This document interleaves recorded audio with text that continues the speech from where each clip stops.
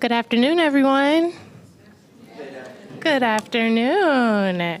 On behalf of the Pulitzer staff, it's a pleasure to welcome you to today's conversation with Jess Dugan, who will be discussing their latest body of work, I'm Right Here With You. We're deeply grateful to Jess, Tamara, and Stephanie, as well as Kara Stark for their invaluable contributions to bringing this exhibition to life. And of course, thank you to all of you for joining us here today. Please join us for a reception on our mezzanine following the conversation with Jess and our curators. And without further ado, I welcome Jess, Tamara, and Stephanie.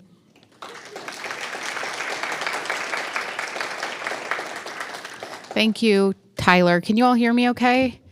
And thank you, everybody, for being here with us today. We're really excited to speak with Jess about their work and share it with you all. So I will offer a brief bio before we get started of Jess. I should say also I'm the senior curator at the Pulitzer, just to introduce myself. So Jess Dugan is an artist and writer whose work explores the complexities of personhood, relationships, desire, love, and family. While their practice is centered around photography, it also includes writing, video, sound, drawing, and installation. Their work is informed by their own life experiences, including their identity as a queer and non-binary person, and reflects a deep belief in the importance of representation and the transformative power of storytelling. Their work is regularly exhibited internationally in permanent collections of over 60 museums. Their books include Look at Me Like You Love Me, To Survive on This Shore, photographs and interviews with transgender and non-conforming older adults, and Every Breath We Drew.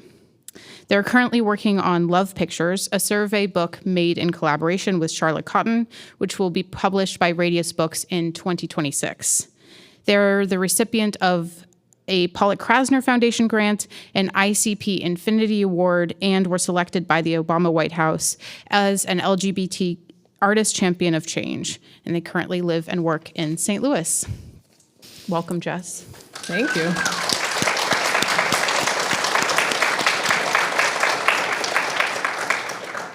And it's my pleasure to say a few words about this exhibition. I'm right here with you, which is a debut presentation of a series of drawings of the same title, and the first time ever that Jess's drawings have been exhibited. So we're really thrilled to be doing that. While the series represents a new media for Jess, the works explore many of the same themes as their larger practice, including attentiveness to time, the preciousness of relationships, and an appreciation for the beauty of the natural world.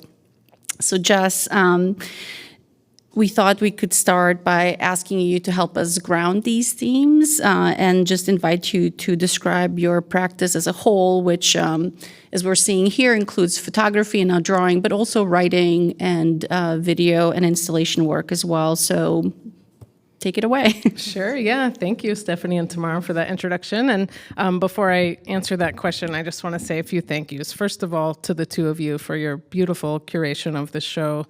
As Tamara mentioned, this is my first time ever showing drawing, so I really valued their expertise putting this together. And also thank you to the rest of the Pulitzer team, Kara and Tyler and Vaughn, I don't know where you went, and everyone else who helped me, and Heather, thank you so much. It's been a complete dream to debut this work here, so I'm very thrilled. And thank you to all of you for coming out. It's really fun to do a program in your own town because you know a lot of people. So it's lovely to see so many familiar faces. Yes, by way of grounding my practice, so I've been working as an artist for, hang on, I'm just gonna do this.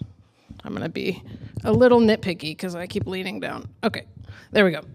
I've been working as an artist in a serious capacity for almost 20 years, and I've worked primarily with photography and primarily with portrait photography, although I've always made still life photographs, which you can see some here and we can talk about further as a kind of segue into the drawings, but I'm primarily known for portrait photography, and my work really centers around ideas of identity and really this core question of how do you come to know yourself on an intimate level, and then how do you connect with other people from that place. So it's really about this duality of individual identity and relationship and intimacy.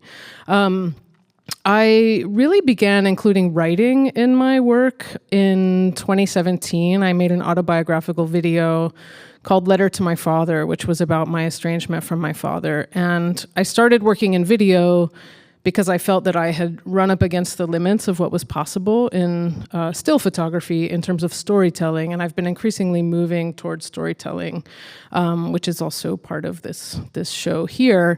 And so I've been writing for about 8 years in a significant way. And my last book, Look at Me Like You Love Me, had a lot of creative writing in it, running alongside the photographs. And then I've started expanding into drawing, which I won't answer that part quite yet. That's great. Thank you so much. And great segue into the next question, which is, we'd love for you to share with us sort of the origin of this series of drawings, which you've been making for over a year now. And I should say there are 25 on view in 26, you're right, on view at the Pulitzer in our lower level gallery. So I do encourage you all to see them in person after the talk. But yeah, Jess, if you could tell us about how you started this series and what the significance has been for you. Sure. So I started this series in December of 2023.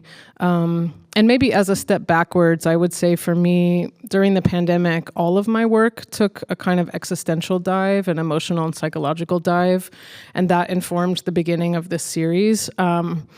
And so I began this in December 2023, and honestly, I began it as a kind of exercise because I was finding that I was waking up every day and I was starting my day on Instagram and checking my email, and I was beginning each day on my phone with this sense of a kind of generalized anxiety, like not really about anything.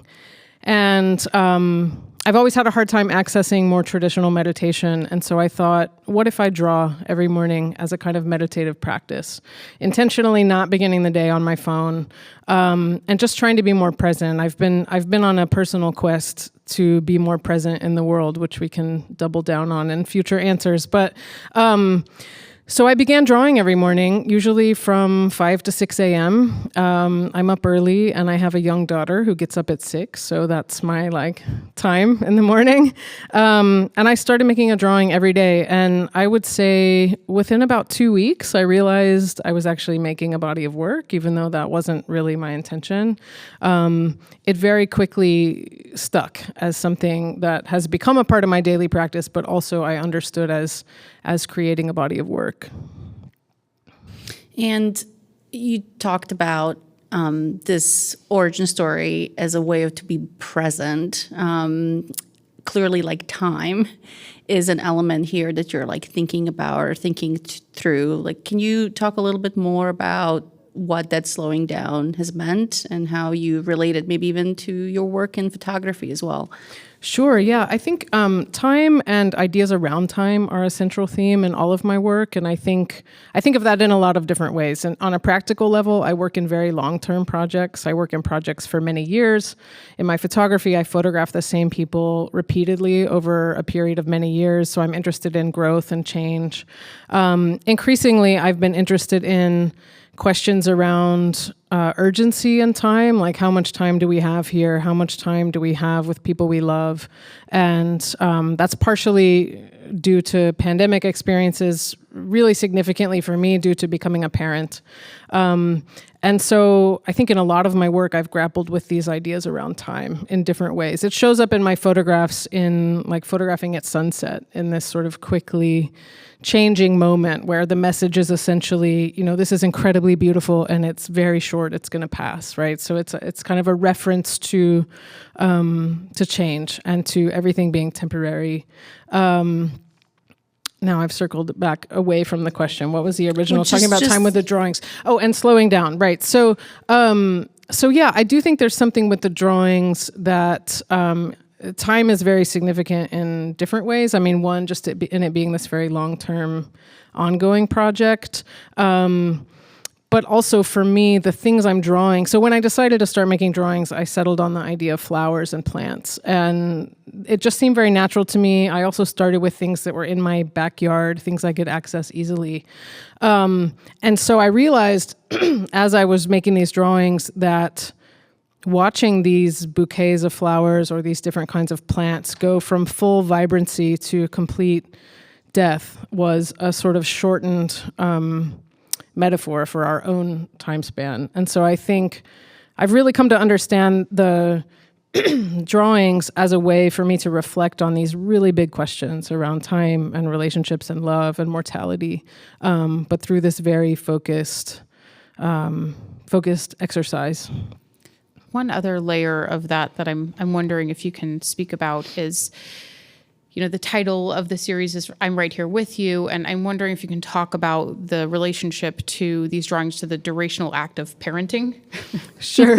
Yeah, so the title I'm Right Here With You, it came from a text I wrote. So actually, alongside these drawings, I've been writing, and the writing is not present in this particular exhibition, but the larger body of work has a language component and a written component, and I was finding that I was writing texts that were largely directed to my daughter, who's almost 7. And they were both a kind of love letter, but also, again, this reflection on essentially, what does it mean that I love you immensely and I can't control anything that happens to either of us? It's like this reckoning of deep love and complete unpredictability of the world, and not knowing how much time you have together, not being able to assure anyone of anyone's safety, just this balance of risk, which is another duality I've always been interested in. And so the text, the title I'm Right Here With You came from a text I wrote about my daughter, that's something I say to her during bedtime when she's having a hard time. And it became for me this meditation on our presence being the best thing we can offer each other, whether it's in times of joy or times of difficulty. And I think, going back more directly to your question, I think for me, becoming a parent completely changed my life and my orientation to the world in these really profound ways. I think it has pushed me to all extremes, extreme love, extreme frustration. It's like, but also just this like deep commitment to be present for another being. And for me, parenthood has inspired me to really look inward and try to be the best version of myself, which is part of what's coming out in these drawings. So yeah, it's a kind of reckoning for me. And I think, for me, parenthood is sort of the most vulnerable kind of love in a way, and really makes you grapple with these larger questions. That's really beautiful. Just getting technical a little bit for a second, I'm wondering if you could speak about your previous training in drawing, your exposure to the history of the medium, and the way you see it all sort of come together in this series. Sure, yeah. So it's interesting because as I mentioned, I've primarily worked in photography since I was 18. I got a BFA in photography. Once I got to my undergrad, I just hit the ground running with photography. And, in the past few years, as I've started writing and drawing, I kept thinking, I'm doing something new. Like, I've never done this before. And then I started thinking back, and I remembered that actually as a teenager and early in my college years, I did a lot of writing and a lot of drawing. So it was something I did really intensely in these early formative years, and then kind of set aside for literally 20 years, almost 20 years before I picked it up again. So I think there is that background in there, actually. I took the basic studio foundation program that all art students take and made drawings and all of these things. And it just wasn't what I thought of as my official work for a long time. But I actually do have that experience. And then the other piece is, and I know we're going to talk about art historical influences a little bit later, but my first job out of college was working at the Harvard Art Museum. And I worked in the collections management department, photographing the collection. I first worked in the study room, and then I worked photographing the collection. So for years, I spent 8 hours a day alone in art storage, photographing primarily prints. I was photographing works on paper, but I saw thousands and thousands and thousands of prints and drawings and photographs. If I would get bored, I would go pull a box of Dion Arbus photographs and look through them at my leisure with no glass. Lucky you. No other people. So it was this really amazing experience. And I think that also, of course, the collection was full of drawings. I looked at a lot of prints, and all of that language seeped into my brain, even though I wasn't actively drawing at the time. And the process that you came to these drawings with, in many ways, is reflective of the act of doing this daily meditative practice in your home that has to be built into your daily routine. And I'm wondering if you can talk about, because I think it does differ a bit from, the sort of historical drawings that you may have been poring over, and talk about the materials and the process and how those inform the direction of the works. Sure, yeah. So when I was thinking of starting this process, a very dear friend of mine, Shelburne Thurber, was visiting me. And I remember saying to her, I was like, oh, should I get really fancy paper and like tear it down and do it all by, fancy pencils? And she was like, no, just get a commercially available pad of paper and a cheap pencil and make it easy. Like, she was like, don't get in your own way. Like, the whole point is it's supposed to be, sometimes I get a little precious about objectness. And so I took her advice and I went to the art store and I bought a pad of watercolor paper, and I actually intended to make ink drawings. So I bought this like very mediocre mechanical pencil as like a pre-drawing. And then I made the pre-drawing and was like, oh, I think I'm going to use this pencil. And so I stuck with the pencil, but I'm so grateful that I didn't set out to find a pencil, because I would have looked at every pencil option forever and gotten in my own way. So the materials are really simple. It's sort of thick watercolor paper. I've always been drawn to thick paper, to warm paper. My photographs are always printed warm. And then it's just simple pencil lead. It's like a number 2 pencil. And to the point of, I think it's actually a really important point that the making of them dovetails with my home and my personal life. I've always been an artist that makes work where I am, either in my home, sometimes literally myself, my family, my community. And, I've never been one to go on a lot of residencies, because I'm like, well, everything I make work in my community, in my home. And I think with the drawings, that was particularly important. I make them all in my kitchen. Again, like I said, really early in the morning, and even that, and I always draw from life, so there's always something sitting on the counter. And even that is a sort of lesson for myself in embracing a lack of control, which goes back to my takeaway of parenthood, is it's the ultimate lesson in lack of control. But even my drawing practice is embracing that, because I don't know when my daughter's going to wake up. She might appear and I might have to stop for the day. And so there's this way in which I really intentionally folded it into my daily life and my home, and also kept it very accessible. And you started with a smaller scale paper, and then partway through ended up adding a larger format. And I'm wondering if you can talk about how those two variations in size affect the compositions. Sure, yeah. So for the first year, like the first 300 drawings were all 9 by 12. I basically make one drawing a day. Sometimes they take longer, or sometimes I miss a day, but it's more or less once a day. And so the first 300 were 9 by 12 on this sort of small watercolor paper. And then, as Stephanie mentioned, I moved to the 22 by 30 paper. And I think I was interested in expanding, just trying something new after having made so many. And what I found is that the relationship between the flowers and the paper was really different. Like on the small paper, you can see in the smaller drawings, the flowers are often like pushing the edge of the paper. They're kind of like wanting to expand more. Sometimes the vase gets really small, or something gets kind of thrown out of proportion because of the paper. And on the bigger paper, I feel like I had a lot more breathing room. So the drawings, actually, it's almost like I changed the lens on my camera. It's like went from wide to narrow. It's like the space around them is just very different. And I just have more freedom to play with bigger shapes. Mm-hmm. I think as we were looking through the, by now, hundreds of drawings you produced, we started by, or maybe I started to group them by the kind of flower, because you need to have a method to the process. And it very quickly emerged that you are drawn to certain kinds of flowers. And maybe you could speak to that, but also I think as we were looking closely at the works, the obvious genre of still lives ended up feeling more like portraiture, as if you were capturing some kind of an essence of these flowers. So it would be great to hear you speak about that a little bit. Yeah, sure. It's sort of a fun experience to have two other people interpret work, especially work that's so new. Because, Tamara showed up with these stacks, and I had it was very clear that there was like a giant stack of tulips, a giant stack of lilies, and then like all these tiny stacks. And I was like, oh, I guess I draw tulips and lilies. But it's interesting to kind of, another thing, and this isn't directly what you asked, I'll come back to it, but for the entire time I've been drawing, I make the drawing and then I put it in a box. So I don't see them again.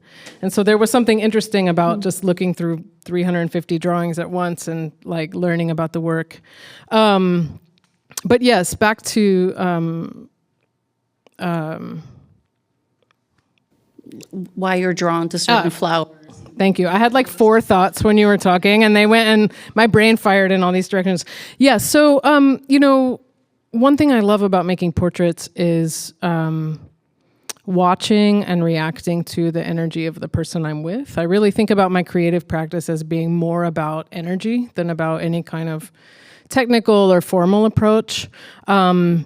And so, I watch the way the light falls on someone. I'll reposition them until it's sort of working in this beautiful way. And that's actually carried over to the flowers because I do observe them. I think that's actually why I love tulips, because they move on their own. And so it's like I'll go to bed at night and I'll wake up and they're like in a totally different arrangement. And so I often watch the flowers for days before I draw them, kind of waiting on the right states, waiting on them to be in the right level of aliveness. I often draw the same bouquet many times, sometimes up to like 15 times. But I feel like I observe them similarly to how I observe people. And I call them still lifes, but I approach them as a kind of portrait. And same when I photograph flowers. You can see some of the photographs here. I do feel in a similar way there is a portraiture element, and I'm responding to the thing in front of me. It's not just a static still life. In so many of your portraits, you have very intentional gaze from the subject to the lens of the camera and thereby the viewer that creates a sense of intimacy. Is that something you feel like is shared between the drawings and the photographs? And if so, how does that overlap work for you? Yeah, it's interesting. I mean, I think the way I use the gaze in the photographs is meant to do 2 things. It's meant to give a sense of agency to the subject, but also really activate the experience for the viewer. And you'll notice in some of the portraits, one person will be looking out and one will be looking in at their partner. And for me, that's a way of talking about this duality of like, this is who I am and this is who I love, which is a kind of core theme. So I've thought a lot about the gaze and how it facilitates a kind of intimacy. I think with the flowers, I do think there's a kind of intimacy just in like close looking at something. I mean, obviously there's not the same kind of gaze, but I think there is a kind of quietness and softness and interpretation of the flowers. Like I very much I draw from life and I try to be accurate, but I embrace a kind of creative translation in how it comes out. So I think there's a similarity there. I definitely think there's a kind of intimacy.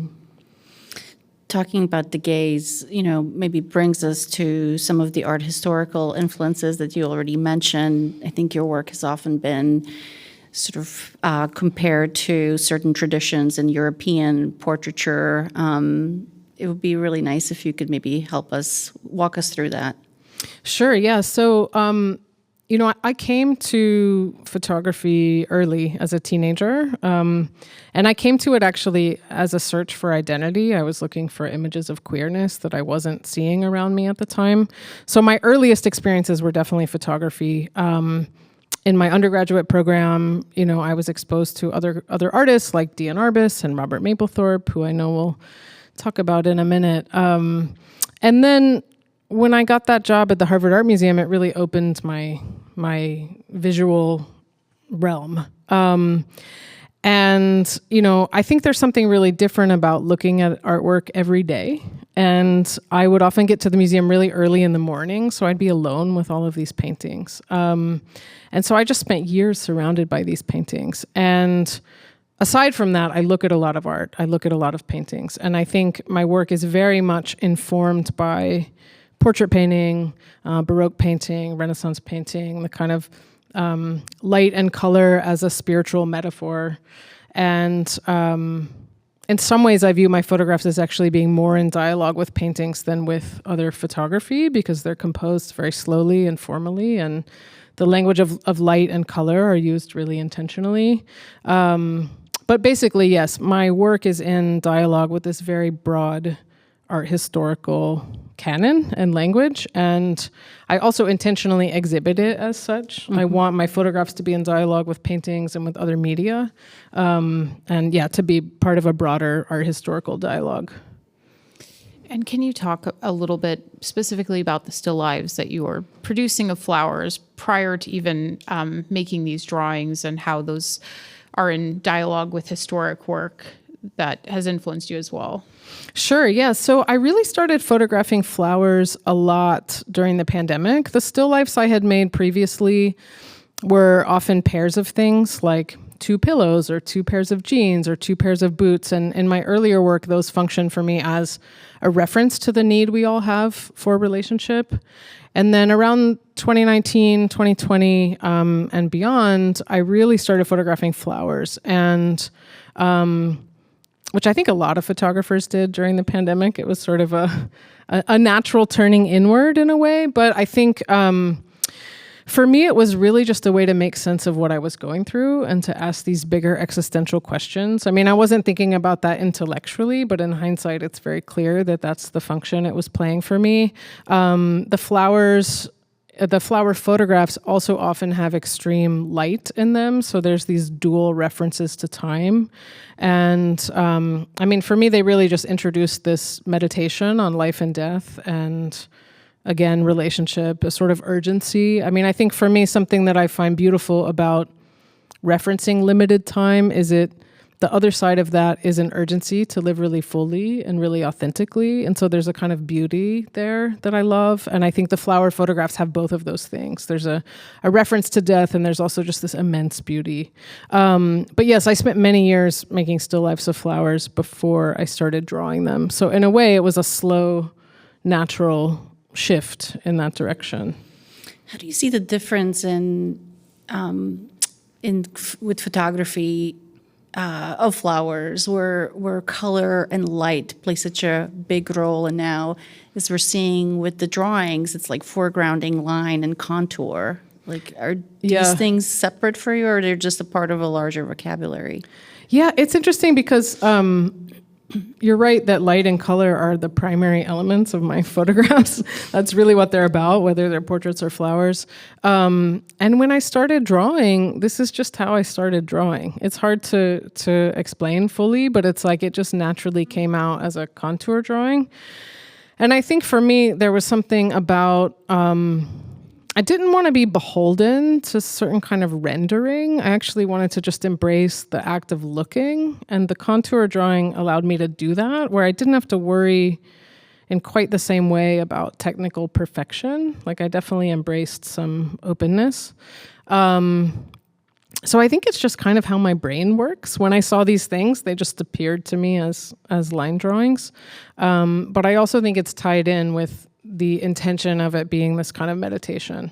Like, it's really about, it's actually about the act of close looking and observing and spending time, more than it is meant to be, a singularly perfect drawing.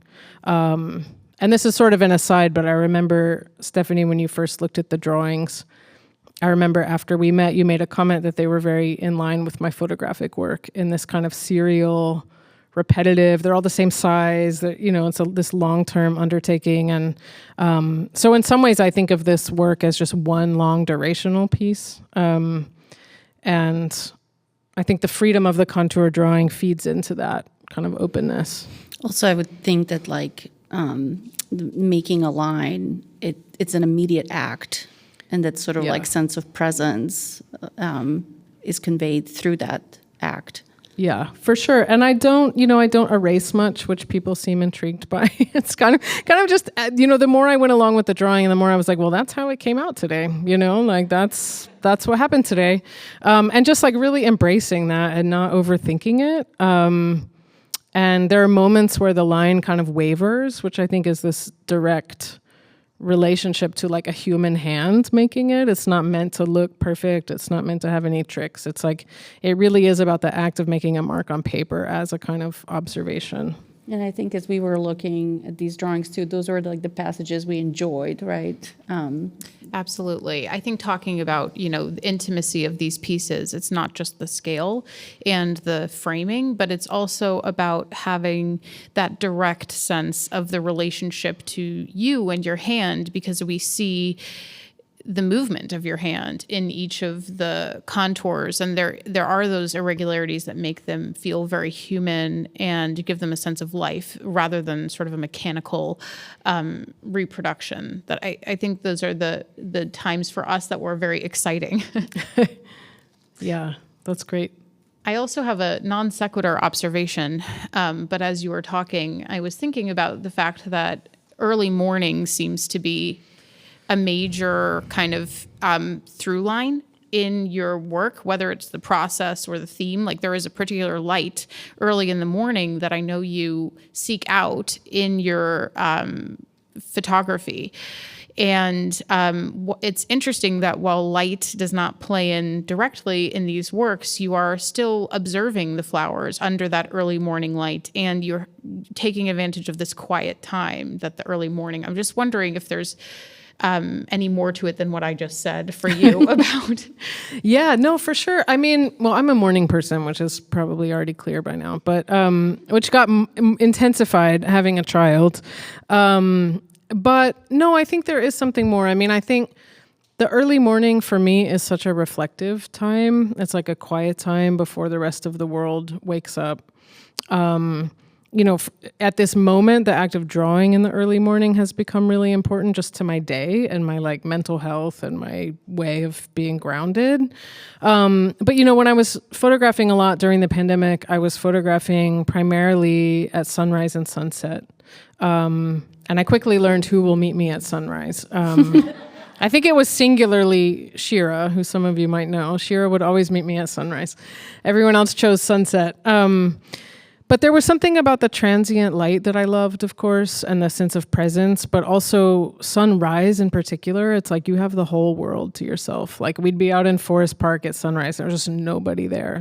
It's just like a quiet, reflective time. So I do think for me, there's something like emotionally resonant about it beyond just practicality.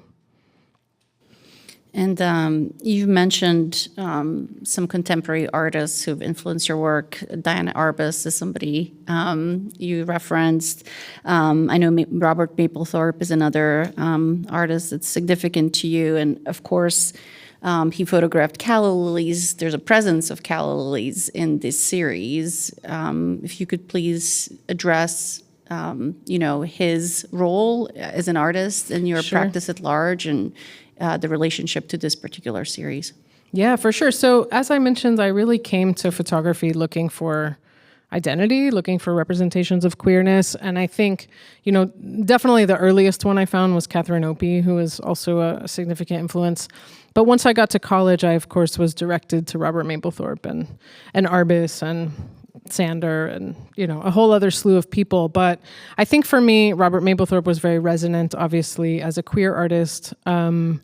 But also I think there's a similar engagement around life and time. And I think the flower pictures in particular have that. Obviously towards the end of his life, he was aware of his own mortality. So I think some of those images take on a different kind of resonance. Also the flowers as a kind of sexual object or reference to sexuality, this just like lusciousness in the photographs themselves. I've had Mapplethorpe's work in my mind since the very beginning. And so, and I feel that way about a lot of artists. Like there's no way it's not in there. It's been in there from the very first art I made. But in particular, when I think of his flowers, I think of calla lilies. I know there's a lot of other ones, but those are the ones that really stick in my mind. And so when I was drawing calla lilies, of course, I was thinking about Mapplethorpe's photographs and this kind of art historical tie-in, and also just thinking about queerness and life and sexuality and limited time, references to mortality, all of which are in his work. And so I was very much thinking of Mapplethorpe as I was drawing the calla lilies. Calla lilies are not so easy to draw. Tell us more. Yeah. I like things with more lines. And, we've also spoken about, obviously, Robert Mapplethorpe as a figure whose work became such a flashpoint of political contention decades ago, and in many ways reverberations that are felt in the current moment in terms of the reception of work made by queer artists, or made about the experience of queerness, that your flowers are not necessarily addressing queer identity directly, but I'm wondering if you can talk about your reflections on the current moment, and I won't frame it up more than that. Sure, yeah. And before I answer that directly, I had a thought that just flew out of my head. Before I answer that directly, I think an important thing about my work as a whole is I often really clarify that it's not about queerness. Like, the subject matter is not queerness, but it's informed by my own queerness. It's really about life and love and connection, but it comes through this queer lens, and I think that's an important distinction. I think we're in a very complicated moment, and it's difficult to speak about because I think it's changing daily right now. But thinking about Mapplethorpe, I feel like there's a very strong resurgence of the culture wars right now, and I've heard from a few people who were alive during them that they feel like this moment is possibly worse. And so that's just interesting for me as someone who grew up learning about that as a historical experience. But I am increasingly having simply visible queerness be a problem in the museum space, especially museums that receive public funding. I've had museums tell me they would like to acquire my work, but they can't because they don't want to rock the boat because they're federally funded. Other issues around censorship, or just fear of backlash. Like, I'm increasingly preparing for backlash every time I give a lecture or have a show, which is in and of itself a kind of jarring experience. But yeah, I don't exactly know what's going to come, but part of what's been difficult for me to wrap my head around is the problem with my work is simply visible queerness, right? Like, there's nothing sexual, there's nothing violent, there's nothing even provocative. Like, they're very tender, they're about love, but just visible queerness is starting to cause me problems. So I'm a bit fearful at this moment about what is to come in terms of museums, but also just doubling down on making the work I need to make. And for me, one of the ways I'm getting through this moment is just doubling down on love and connection and just continuing with that. But yeah, I think for me, it feels like it remains to be seen a little bit what is coming. I was also in an exhibition recently at the Modern Art Museum in Fort Worth where Sally Mann and I shared a gallery, and her photographs were seized by the police as part of a criminal investigation. So, censorship is swirling around in this very worrisome way. Maybe just to wrap up in terms of doubling down on love. Yeah, more positive note. No, I think it's important to hold both, you know, obviously. I think when we were talking about the space of your gallery, you had a very particular vision that relates to this. And I think maybe it would be great if you could share that with the audience here as well. Sure, yeah. So I've been increasingly interested in controlling the whole environment of the exhibition space through the color of the walls, the lighting, through having areas to sit. And my intention is really to encourage people to stay and to create a space for reflection. I mean, one major goal for me with my work is that I want people to engage with it and then reflect on their own lives and their own identities as a result. I want it to be this sort of circular process. And so with this exhibition in particular, I just really wanted it to be a quiet space. I wanted it to be like a warm, quiet, inviting space. I mean, it's such a perfect scale of gallery, and it's so beautiful. But one decision we made together was to have some seating in there, just to really encourage people to stay. So yeah, I'm increasingly interested in making a whole space, almost a spiritual space in a like humanistic sense of the word, just really inviting people to slow down and be present, and also to connect with one another. So we have 2 chairs here, which is meant to be an invitation to sit and connect. And yeah, just reflecting on life and love and relationships and connection and all the things that make our time on this earth meaningful. Thank you, Jess. I think with that, we can take questions from the audience. We have a couple minutes to hear from you all about what you might be curious to hear more about. I think we have a microphone. Yes, we here have a if you microphone wanna- we can hand around. I see there's a hand towards the back there. And I'll say, just as Vaughn is walking up there, thank you for sharing those thoughts, Jess. It's always of very course. profound to hear you speak. Oh, thank you. Yes, thank you. I would like to hear more about the meditative practice. I'm just so curious, do you get up, put your clothes on, brush your teeth, go to the kitchen, get your coffee, and then draw? Or do you go like that and do it? And also, you don't want to answer that, that's impersonal. I'm curious, if your daughter wakes you up after you've done whatever your morning routine is, do you pick that drawing up later? Because some of these look like you cannot possibly have done them in an hour. So I'd just like to hear more about that. Sure, yeah. I don't think I've ever been asked when I brush my teeth in a lecture, so that's kind of fun. Yes, so my routine is I wake up, I make coffee, and I draw while I have my coffee and kind of come into the day. And I've really come to love that ritual, just everything about it. And like I said, I don't always know when I'm going to get interrupted, or, some days I just have more time than other days, depending on when I'm up and what commitments I have. So yes, I absolutely work on drawings over multiple days. A lot of the smaller ones I make in one sitting, but other ones I make over many, many days. Like the lavender in the show was like 12 hours of drawing. So I essentially put in the same amount of time every day, but depending on the drawing, sometimes it's many days.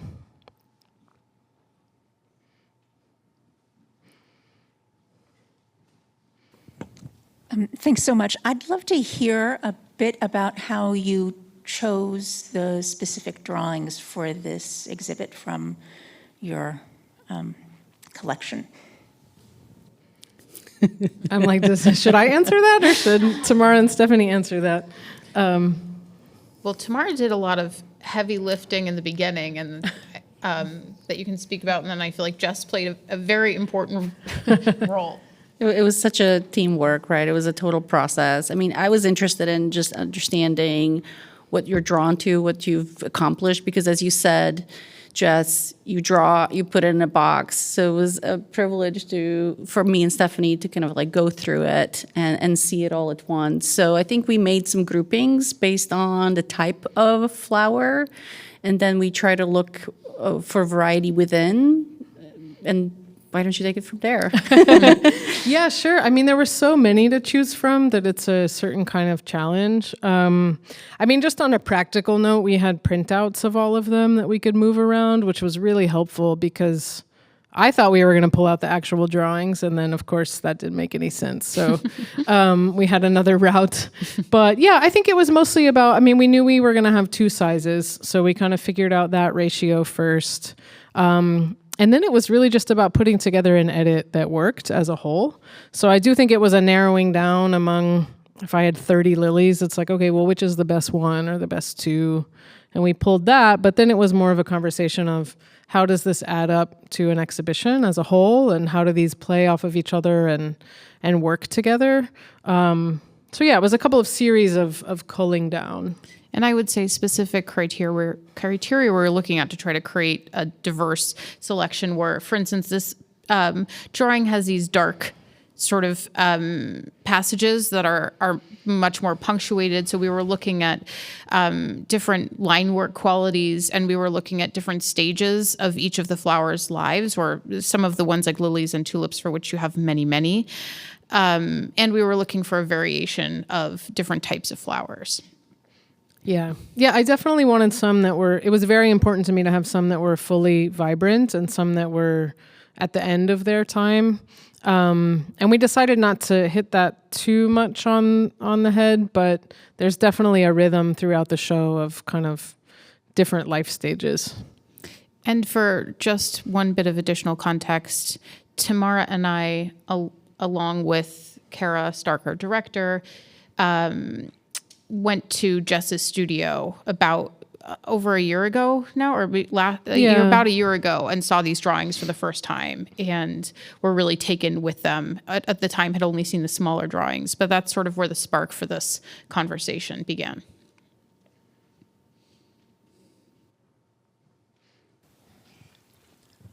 How important are the vessels in which the flowers are put? Does that just happen, or are you really... No, that's a great question. No, I'm choosing them. I do think they play an important role. I've started collecting them. I have a lot of different vases to pull from. I have some that are favorites that I use a lot. Some are busier than others. Some have lines. Some are clear. I like the clear ones because it allows me to draw that water line moment, but sometimes I also like the more solid ones. So I would say they play a role, but it's mostly in kind of how that shape and size fits with the flower, and also just what it allows me to draw, what kind of visual. But I mean, at this point, I'm always looking for vases because I'm trying to mix it up. So that's part of what's really fun about this for me, actually, is it's the drawing, but it's also the arranging. I mean, it's the choosing of the vase, it's the choosing of the flowers, it's the sort of arranging it a certain way. So yeah, there's a way in which it's just this sort of visual package I'm trying to create, but I definitely have a large vase collection now. I think we have time for one more question, but then there's a reception afterwards. If Jess, you're going to hang around if there's more questions, great.